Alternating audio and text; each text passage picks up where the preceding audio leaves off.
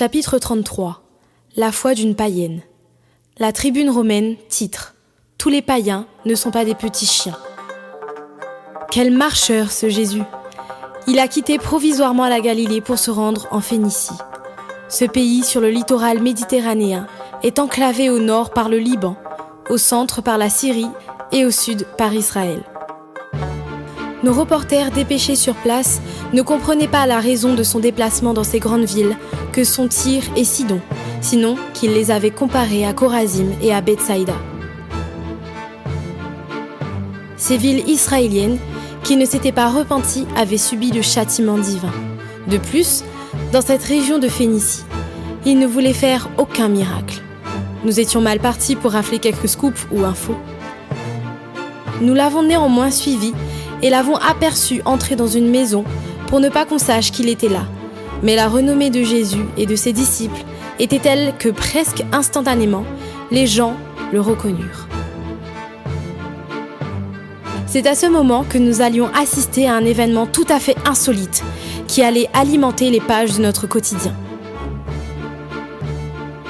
Jésus sort de cette maison accompagné de ses disciples lorsqu'une femme païenne se met à crier à tue-tête le nom de Jésus. Celui-ci ne répond pas. Alors elle continue de scander le nom de Jésus encore plus fort, si bien que les disciples n'en pouvaient plus, interviennent auprès du maître afin de faire cesser ces cris stridents. Accorde-lui donc ce qu'elle te demande, car elle ne cesse de nous suivre et nous fatigue avec ses cris. Jésus se retourne enfin sur cette femme désespérée. Ainsi, un dialogue animalier s'établit entre Jésus et cette païenne au sujet de petits chiens, de miettes de pain et d'enfants. Apparemment, cette femme a réussi à convaincre Jésus de guérir sa petite fille, puisqu'il lui a dit « Va, ta fille est guérie. » La conclusion de cette discussion, c'est que tous les païens ne sont pas des petits chiens.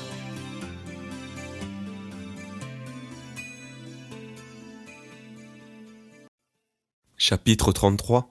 La foi d'une païenne. L'Observatoire de Jérusalem. Titre : Un déplacement en Canaan. Nous commençons à ressentir fortement l'absence de Jésus et de ses disciples qui ont traversé il y a quelques semaines la frontière israélienne, au nord de la Galilée, pour se rendre en Phénicie, en terre de Canaan, terre de nos ancêtres, terre d'Abraham, et aujourd'hui, terre païenne. Toutefois, peut-être reste-t-il encore quelques ressortissants juifs. En attendant, Jésus nous manque déjà, même s'il donne du fil à retordre à nos pharisiens. Et puis, il y a tellement de gens qui souffrent ici dans notre pays. Il le dit lui-même. Je suis venu expressément pour les brebis égarées de la maison d'Israël. Alors pourquoi est-il allé sur cette terre étrangère ? Nos journalistes ont pu suivre au plus près les péripéties de cette incursion en terre païenne.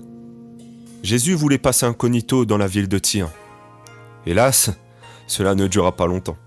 Comme d'habitude, les gens étant informés de sa visite, depuis la frontière, se sont passés le message pour observer tous les faits et gestes du maître et de ses disciples, afin de ne pas perdre sa trace. Une femme, avec un fort accent, laissant penser qu'elle vient de Syrie, sort de la foule et lance des cris assourdissants jusqu'à provoquer l'arrêt de la marche de Jésus. Elle sait ce qu'elle veut, cette femme déterminée, qui apparemment n'a aucune infirmité. C'est vrai, elle ne crie que pour sa fille. « Seigneur, fils de David, aie pitié de moi. J'ai une fille qui souffre horriblement parce qu'un démon la tourmente. » Jésus lui adresse enfin la parole, ce qui a dû mettre très en colère les pharisiens, qui s'étaient mêlés à la foule et qui n'appréciaient pas qu'un juif parle à un païen, et encore moins à une païenne. Jésus dit à la femme : « Il n'est pas bon de prendre le pain des enfants et de le jeter aux petits chiens. » Mais la syrophénicienne, qui devait avoir une bonne culture, réplique spontanément : « Oui, Seigneur, mais les petits chiens mangent les miettes qui tombent de la table de leur maître. » Elle a pu convaincre Jésus par son intelligence, sa perspicacité, sa persévérance, et par sa foi en la guérison que Jésus allait donner à sa fille. Chapitre 33. La foi d'une païenne. L'étoile du matin titre « Je suis déterminé à être exaucé ». Nous avons pu rencontrer et interviewer cette jeune femme cananéenne qui est venue en quelque sorte arracher à Jésus la guérison pour sa fille. Qu'est-ce qui vous a poussé à vous entretenir de cette manière avec Jésus ? Eh bien pour moi, c'est une question de vie ou de mort, tout simplement. Je n'en pouvais plus.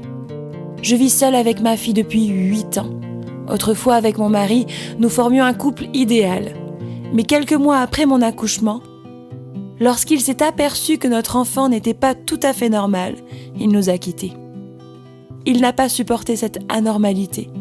Il a vu cela comme un échec dans sa vie. Du jour au lendemain, il a disparu comme un lâche, sans aucune explication, sans concertation, sans dialogue, aucun. Mais alors, qu'avez-vous fait ? Avez-vous porté plainte ? Avez-vous recherché votre mari ? Êtes-vous allé consulter des médecins pour votre fille ? Non, je suis restée seule avec mon fardeau, avec mon enfant que j'aime bien sûr, mais je suis tellement fatiguée, je n'en peux plus. Je souffre de la voir dans cet état, pour lequel je ne trouve aucun remède qui puisse la guérir. Ma fille dort plutôt le jour, si bien que la nuit, elle crie, elle déchire ses vêtements, et a beaucoup d'autres manifestations dont je tairai les détails. C'est comme si un démon la tourmentait, ne la laissait pas en paix. Mais qui peut nous libérer de cette captivité mentale et physique ? Alors bien sûr, tout cela m'empêche de dormir. Le matin, je suis épuisée, exténuée, lasse. Je pleure constamment sur cette injustice qui nous a frappés, sur ce malheur qui nous est tombé dessus sans prévenir. Pourquoi ma fille ? Pourquoi ma fille ? Qu'est-ce qui vous a décidé à venir dans la ville de Tyr ? Je me suis décidée sur un coup de tête, ou plus exactement, c'est comme si une petite voix intérieure m'obligeait à sortir de chez moi, à sortir de mon retranchement, de mon isolement, à bouger et à changer les choses. Et alors ? Je me suis forcée à laisser ma fille seule dans la maison, car dans la grande ville de Tyr, on supporte mal de voir les malades ou les infirmes au grand jour dans les rues. Heureusement, une amie voisine a bien voulu la surveiller, mais pas de trop près, car elle en avait un peu peur. C'est à ce moment-là que vous avez aperçu Jésus ? C'est en plein centre-ville que j'aperçois l'homme de ma délivrance. Il n'est pas seul, plusieurs hommes l'accompagnent. J'apprends son nom, Jésus, et tous les miracles qu'il a pu accomplir en Israël. Que faites-vous à ce moment-là ? Eh bien, je sens tout de suite que dans mon cœur, il ne faut pas que j'attende plus longtemps. C'est le moment ou jamais d'agir. Déjà, une petite foule commence à le suivre. Alors j'interpelle Jésus en criant son nom de toutes mes forces et sans m'arrêter. Si bien que ses disciples commencent passablement à s'énerver en me demandant de me taire. Je n'écoute pas, je continue à crier « Jésus ! Jésus ! Jésus !» Si bien que Jésus se retourne pour me dire en gros qu'il ne peut rien faire pour moi, que les guérisons, les discours, les miracles sont exclusivement réservés aux Juifs. Avez-vous donc abandonné ?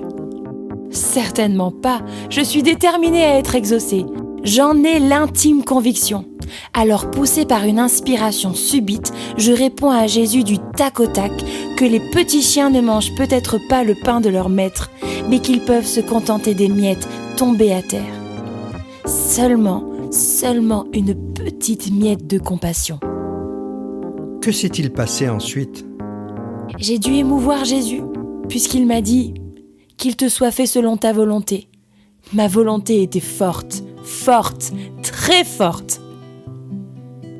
Comment avez-vous retrouvé votre fille ? Lorsque je suis rentrée à la maison, mes yeux étaient rouges et boursouflés d'avoir pleuré pendant tout le trajet du retour. Car j'étais certaine de la guérison de ma fille.